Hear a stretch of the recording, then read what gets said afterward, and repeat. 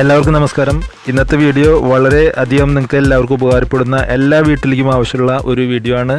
നിങ്ങളുടെ പഴയ സ്വർണ്ണാഭരണങ്ങൾ ഇതുപോലെ വെട്ടിത്തിളങ്ങുന്നത് എങ്ങനെയാക്കാം എന്നുള്ളതാണ് ഇന്നത്തെ വീഡിയോ. അത് പരമ്പരാഗത രീതിയിൽ എങ്ങനെയാണ് ചെയ്യണമെന്ന് നോക്കുക. വളരെ ഈസി ആയിട്ട് നിങ്ങൾക്ക് നമ്മുടെ വീട്ടിൽ വേസ്റ്റായിട്ട് കളയുന്ന ഒരു സാധനം കൊണ്ടാണ് ഇതുപോലെ ചെയ്തെടുക്കുന്നത്. അപ്പോൾ ഇതിൻ്റെ ലെഫ്റ്റ് സൈഡിൽ നിങ്ങൾക്ക് കാണാം ഇതിൻ്റെ പഴയ അവസ്ഥ, റൈറ്റ് സൈഡിൽ നിങ്ങൾക്ക് കാണുന്നതാണ് ഇതിൻ്റെ പുതിയ അവസ്ഥ. അപ്പോൾ നോക്കുക, ഇതാണ് നമ്മുടെ പഴയ സ്വർണ്ണാഭരണം. അപ്പോൾ ഇത് നിങ്ങൾക്ക് കാണാം, ഇതിലാകെ ചളി പിടിച്ചിട്ടാണ് ഇത് ഇരിക്കുന്നത്. അപ്പോൾ ഇത്രയും ചളി പിടിച്ചിരിക്കുന്ന ഈ ഒരു സംഭവത്തിനെ നമ്മൾ വളരെ ഈസി ആയിട്ട് എങ്ങനെയാണ് ഇത് നല്ല ഷൈനിങ് ഉള്ള നല്ല പുതിയ സ്വർണം പോലെ തിളങ്ങുന്നതാക്കി മാറ്റുന്നത് എങ്ങനെയാണെന്ന് നമുക്ക് നോക്കാം. അപ്പോൾ ഇതിന് വേണ്ടിയിട്ട് ഞാൻ ചെയ്യുന്നത് എന്താണെന്ന് നോക്കാം. നമ്മുടെ വീട്ടിലെല്ലാവരും കറി വെച്ച് കഴിഞ്ഞിട്ട്, പ്രത്യേകിച്ച് സാമ്പാർ പോലെയുള്ള കറി വെച്ച് കഴിഞ്ഞിട്ട് നമ്മൾ പുറത്തേക്ക് കളയുന്ന ഒരു സാധനം കൊണ്ടാണ് ഇത് ഇങ്ങനെയും ചെയ്തെടുക്കുന്നത്. അപ്പോൾ ഇത് നോക്കുക, ഇതിന് വാളൻ പുളിയാണ് ഞാനിതിൽ ഉപയോഗിച്ചിട്ടുള്ളത്. ഇതിൽ ഞാൻ ഫ്രഷ് ആയിട്ടുള്ള പുളി എടുത്തിട്ടുള്ളത്. പക്ഷെ നമുക്ക് കറി വെച്ചിട്ട് ആ വേസ്റ്റ് ആയിട്ടുള്ള ആ പുളിയുടെ ഭാഗം മതി ഇത് ചെയ്തെടുക്കാൻ. അപ്പോൾ ആ വാളൻ പുളി ഇങ്ങനെ എടുത്ത് നല്ലവണ്ണം വെള്ളത്തിലേക്ക് അത് പിഴിഞ്ഞ് കൊണ്ട് എടുക്കുക. കാരണം ആ പുളിയുടെ നമ്മൾ കളയുന്ന അവസ്ഥയിലായാൽ പോലും അതിൽ പുളി ഉണ്ടാവും. അപ്പോൾ പുളിയിൽ ചെറിയൊരു ആസിഡിറ്റിക് പവർ ഉണ്ട്. അപ്പോൾ ആ ആസിഡ് പവറിലാണ് ഇത് ഇത്രയും ക്ലീൻ ചെയ്ത് എടുക്കുന്നത്. അപ്പോൾ ഇത് പരമ്പരാഗതമായിട്ട് സ്വർണ്ണാഭരണം ഉണ്ടാക്കുന്ന സ്വർണ്ണ തൊഴിലാളികളെല്ലാം ചെയ്യുന്ന ഒരു രീതിയാണ്. നാച്ചുറലാണ്. നമ്മുടെ സ്വർണ്ണത്തിന് യാതൊരു കേടുപാടും വരില്ല. സ്വർണ്ണത്തിലുള്ള എല്ലാ ചളി, സോപ്പ്, എണ്ണമയം ഇതെല്ലാം തന്നെ നമുക്ക് പോയി നല്ല ഷൈനിങ് ഉള്ള രീതിയിലായി കിട്ടും. അപ്പോൾ ഇതുപോലെ നന്നായി പിഴിഞ്ഞ് എടുക്കുക പച്ചവെള്ളത്തിൽ. അപ്പോൾ ഒരു സ്റ്റീലിൻ്റെ പാത്രം ഇതുപോലെ അടുപ്പത്ത് വെച്ചിട്ട് എന്നിട്ട് അതിനെ തിളപ്പിക്കുകയാണ് ചെയ്യണത്. വേറെ ഒന്നും നമ്മൾ ചെയ്യണില്ല. അപ്പോൾ നോക്കുക, ഇതുപോലെ പിഴിഞ്ഞ് എടുത്തതിന് ശേഷം ഈ നമ്മുടെ പഴകിയ ഈ സ്വർണ്ണാഭരണം, ചളി പിടിച്ച ആഭരണം അതിലിട്ടിട്ട് നല്ലവണ്ണം തിളപ്പിക്കുക. ഒരു 10 മിനിറ്റ് നല്ലോണം അവിടെ തിളപ്പിക്കുക. അത് വെള്ളം തിളച്ച് വറ്റി പോകാതെ ശ്രദ്ധിക്കുക. അപ്പോൾ ഇതിൽ ഡയമണ്ടൊക്കെയുള്ള ഇത് ചെയ്യുമ്പോൾ നമ്മൾ പ്രത്യേകം ശ്രദ്ധിക്കണം.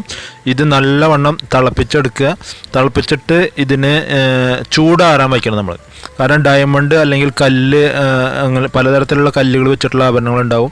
അപ്പോൾ പ്രത്യേകം ശ്രദ്ധിക്കുക. കല്ല് ഒട്ടിച്ചിട്ടുള്ള സാധനങ്ങളൊക്കെ ആണെങ്കിൽ ഇതുപോലെ നിങ്ങൾ തിളപ്പിച്ചെടുത്ത് കഴിഞ്ഞാൽ കല്ലൊക്കെ ഇളകി പോവും. അപ്പോൾ അത് പ്രത്യേകം ശ്രദ്ധിക്കുക. നല്ല രീതിയിൽ കല്ല് ഫിക്സ് ചെയ്തിട്ടുള്ള ആഭരണങ്ങൾ മാത്രമാണ് ഇങ്ങനെ തിളപ്പിക്കാൻ പാടുള്ളൂ. അത് പ്രത്യേകം ശ്രദ്ധിക്കുക. അതല്ല എങ്കിൽ നിങ്ങളുടെ ആഭരണത്തിലത്തെ കല്ലെല്ലാം കൊഴിഞ്ഞു പോകും.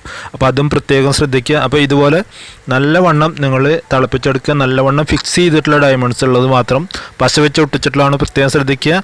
എല്ലാവരോടും പിന്നെയും പറയുകയാണെങ്കിൽ നിങ്ങളുടെ ആഭരണത്തിലത്തെ കല്ലെല്ലാം തന്നെ കൊഴിഞ്ഞു പോകും.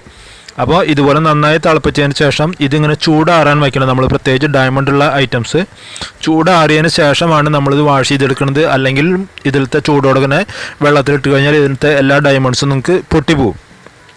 അപ്പോൾ അതിനുശേഷം ചൂടാറിയതിന് ശേഷം, നല്ലോണം ചൂടാറിയതിന് ശേഷം ഇതുപോലെ കുറച്ച് വെള്ളം എടുക്കുക. നമ്മുടെ സാധാരണ പച്ചവെള്ളം എടുക്കുക. പച്ചവെള്ളം എടുത്തിട്ട് നമ്മൾ ഒരു ടൂത്ത് ബ്രഷ് എടുക്കുക. അതുപോലെ തന്നെ പിന്നെ നമുക്ക് വേണ്ടത് ഡിഷ് വാഷാണ്. ഡിഷ് വാഷ് നിങ്ങൾക്കറിയാം, നമ്മുടെ പാത്രങ്ങളിലെല്ലാം എണ്ണമയം നല്ലോണം കളയുന്ന ഒരു സാധനമാണ് ഡിഷ് വാഷ്. അപ്പോൾ ഒരു കുറച്ച് ഡിഷ് വാഷും ഒരു ടൂത്ത് പേസ്റ്റും എടുത്ത് ഇതുപോലെ നല്ലവണ്ണം ഇത് ബ്രഷ് ചെയ്തെടുക്കുക. കാരണം ഇതിലത്തെ ചളിയെല്ലാം ഇപ്പോൾ പോയി കഴിഞ്ഞു. നമ്മൾ തിളപ്പിച്ചപ്പോൾ എല്ലാ ചളിയും പോയിട്ടുണ്ട്. എന്നിരുന്നാലും നല്ലവണ്ണം അത് ഒന്നുകൂടി നമ്മൾ ബ്രഷ് ചെയ്തെടുക്കുക ഡിഷ് വാഷ് ഉപയോഗിച്ചിട്ട്.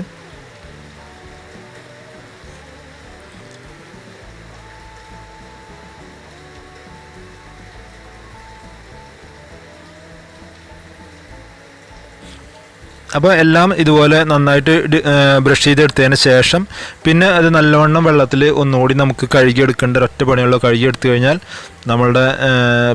നിങ്ങൾക്ക് ഈ ആഭരണം കണ്ടു കഴിഞ്ഞാൽ അവസ്ഥ അറിയാം. ഇപ്പോൾ നമുക്ക് നന്നായിട്ട് 2 പ്രാവശ്യം വെറുതെ വെള്ളത്തിൽ ഒന്ന് കഴുകിയെടുക്കുക.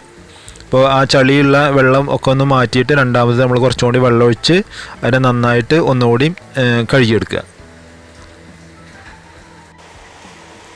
അപ്പോൾ നോക്കുക, ഇതുപോലെ നമ്മൾ നല്ല വെള്ളത്തിൽ കറക്റ്റായിട്ട് വാഷ് ചെയ്തെടുത്തതിന് ശേഷം ടിഷ്യൂ അല്ലെങ്കിൽ നല്ല കോട്ടൺ തുണിയോ എടുത്ത് അതിൽ ഇത് നന്നായിട്ട് തുടച്ചെടുക്കുക.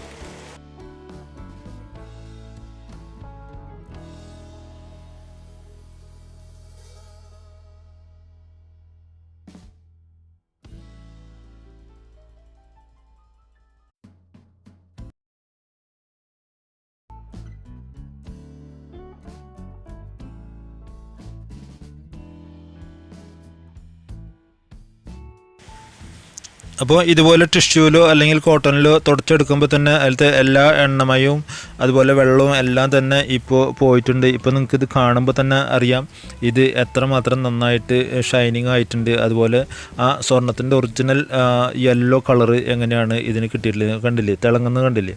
അപ്പോൾ ഇതുപോലെ നല്ല നിങ്ങളുടെ പഴയ എത്ര ചളിയോ കറയോ പിടിച്ചതായാലും നിങ്ങൾക്ക് ഇതുപോലെ നല്ല വൃത്തിയായിട്ട് ഇത് ചെയ്തെടുക്കാം. ഇത് വീട്ടിൽ തന്നെ നമുക്ക് വളരെ ഈസി ആയിട്ട് ചെയ്തെടുക്കാവുന്ന ഒരു സംഭവമാണ്.